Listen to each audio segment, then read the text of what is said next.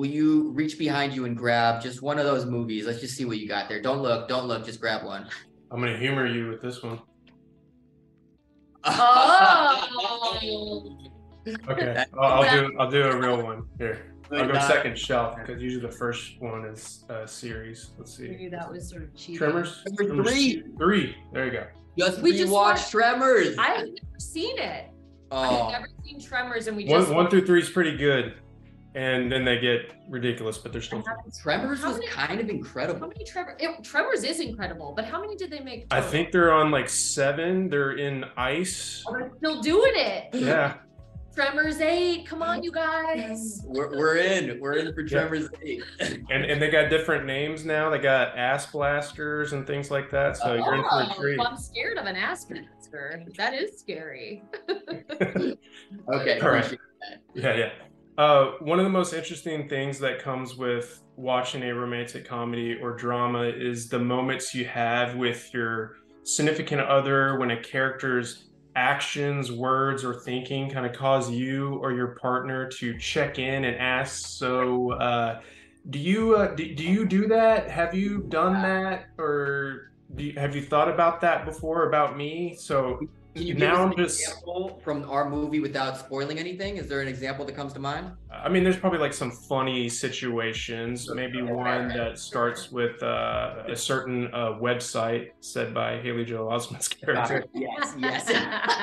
So, I'm curious because you're in this interesting situation where you get to probably have those convos together, whether they're tough or fun while you're writing it. Because it's got to feel specific and well thought out. Did that happen during this writing process for you, or not so much? It's a good question. Yeah, I mean, well, the main plot, is not really drawn from our personal lives, but certainly the themes thematically, I'm sure that we talked a lot about ourselves and also people in our lives, some of our friends and family members that we're close with. There are patterns that exist that I feel like I've just been witnessing for years. And part of that was, this exploration of the one that got away. And when I was in my 20s, I certainly had a lot of on again, off again relationships.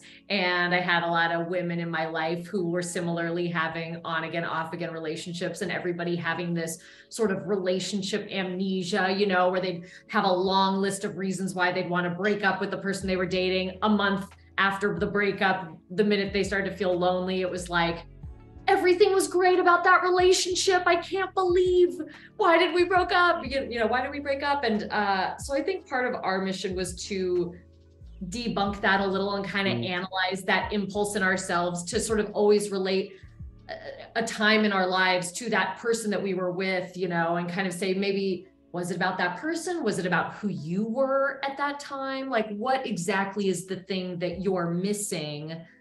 I think though, to bring it back around to kind of the Haley Joel Osment moment that you brought up, I think porn is an interesting conversation between a couple. Yeah, definitely.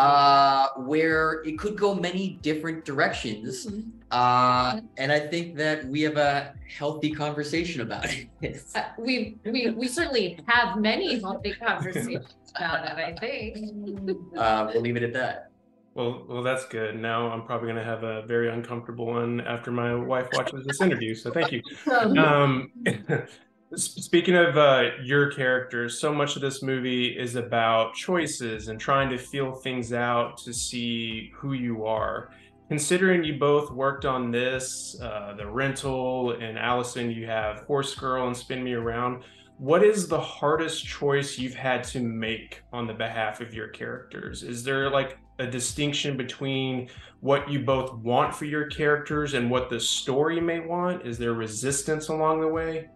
Oh, wow. You're asking about decisions that we're making as the writers, like for the characters, yes. For what the characters are choosing to do. Mm-hmm. Sure. I mean, this movie was such a balancing act between our three main characters. My character, Jay Ellis's character, Kiersey Clemens' character.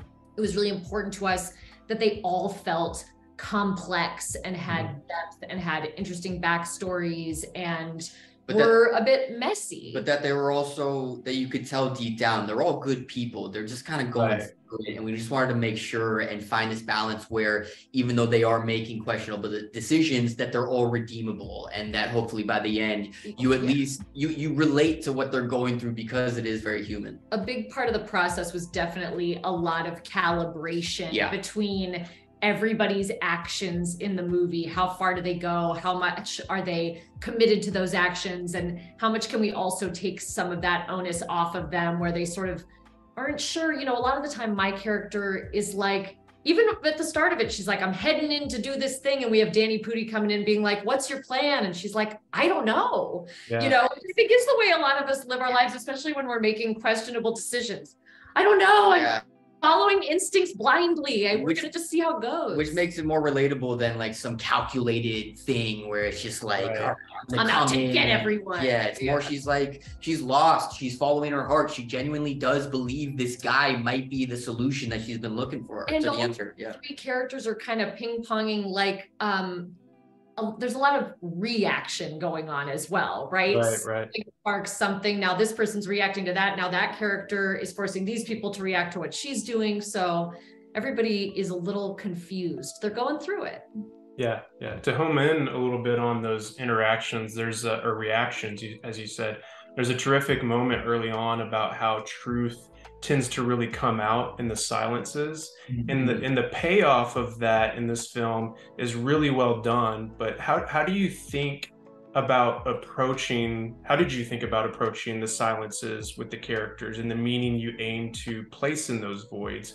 And do you have like a more hyper awareness of each other's or other people's silences after doing this movie? First off, I'm really happy that you kind of pointed out that moment later on in the film where it kind of all comes full. But I guess just to start, like one of our close friends, he's a documentarian, and while we were writing this movie, I really leaned on him a lot for some of these specific details about Ali's job in the movie. And one thing he mentioned was kind of this silence trick of like, you know, when you're asking a subject a question, just really letting them talk and not filling the space. And sometimes, you know, when they kind of let something hang in silence, the subject then wants to fill the space because they feel uncomfortable. And so that was taken directly from my buddy. But in terms of, I forget the other part of the question. I don't know, how did we choose to? I mean, in our lives, it's funny. We were just realizing in terms of our dynamic as a couple, I guess, in terms of silences and things like that, that, you know, I'm the more chatty of the two of us. I talk constantly. And we were just realizing that our nature is like, right, if something's wrong, then I'm going to get real silent. And if something's agitating Dave, then he talks more. It's like we're like the antithesis of each other in terms of our tells for like when something's going on. Yeah, the status quo, the normal situation is I'm pretty quiet and she's just nonstop. And so I know and as Dave's soon as like whispering. And I know that as soon as she stops talking, I'm like, oh God, what's going on? What's wrong? We gotta have a check-in. So Alison, you have a beyond great musical moment in this film, and I won't reveal what song it is, but Dave, you got Duet and Live Forever as Xavier. Are you guys silently competing with musical numbers and projects? Subconsciously, absolutely. So. No, it's been, I mean, for me, I am not a singer in any way. And so you're referencing my character from the Apple TV show, The After Party, where I play a pop star, and they had me record an entire LP for my character.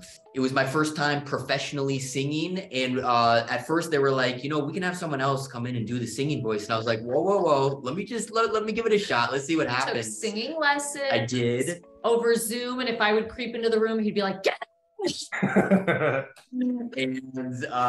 it went so well that we made 4 songs. We got the full album basically, and my songs on the soundtrack to this. They should be, and they will be. But her singing in the movie is throughout the whole movie is kind of based real life where you can, like my talking, I sing constantly around the house. So I'll find her most days singing a little ditty to our cats. So that was taken directly from our lives as well. Okay. Well, it sounds like you got a musical in you. I've got one in. Definitely. Well, guys, thank you so much for your time today. I mean, it's not very often that you get to talk about Tremors 3, porn, and silence. So thank you. And trust me.